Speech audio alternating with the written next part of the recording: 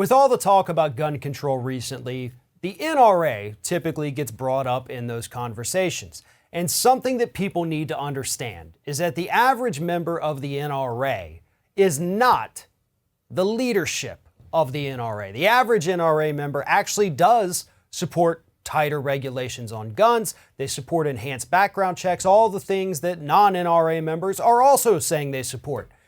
The bad people happen to be the ones sitting at the top, and a new class action lawsuit is actually challenging that leadership for their mismanagement of the funds that members have been sending to the organization. Joining me now to talk about this is Scott Hardy with Top Class Actions. Scott, a couple months ago, we saw the headlines of Wayne LaPierre, former head of the NRA, had just been spending money left and right, money that wasn't his, but using it for him personally and then not reporting it to the IRS.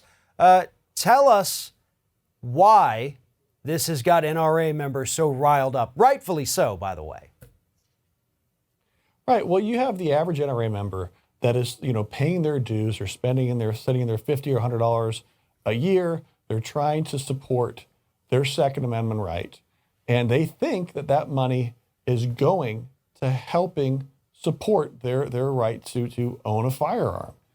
But unfortunately, as we're finding out, we've really found out over the past couple of years, is that money that the average NRA supporter sending in very likely isn't going to help educate kids on the proper and safe use of firearms. It's not going out there to help educate folks on how to properly hunt and safely hunt and, really support the conservation side of our environment that hunters are out there for. No, a lot of this money is going to the leadership and supporting a lavish lifestyle for the leadership.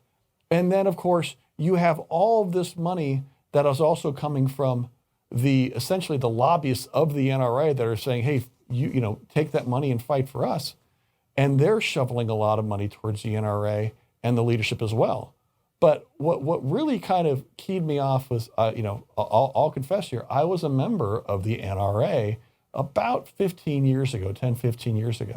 And I was confused because I thought I paid my membership dues into the NRA to help these things, help kids learn how to hunt safely, help educate kids on proper and safe use of firearms. That's what I thought this was for. But then I kept getting these more notices saying, hey, give this money to the NRA institutional side of it.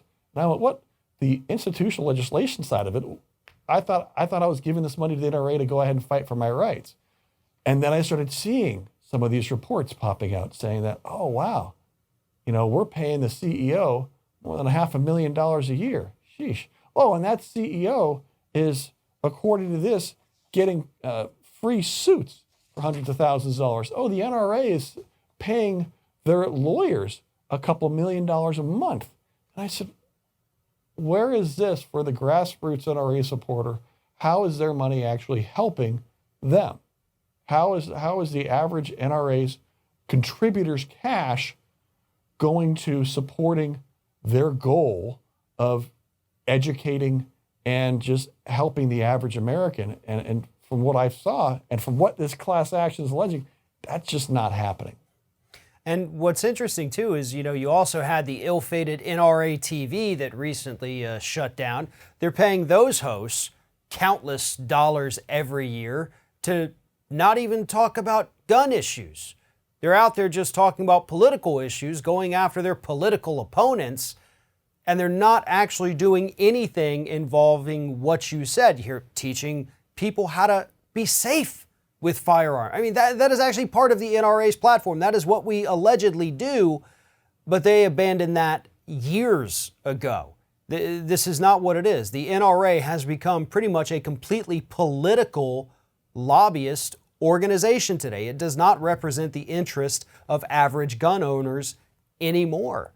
And unfortunately, you still have tons of people who do pay these dues, not because they agree with the leadership, but because they say, listen, I like the idea that they've got here, and I'm assuming that this is where the money is going.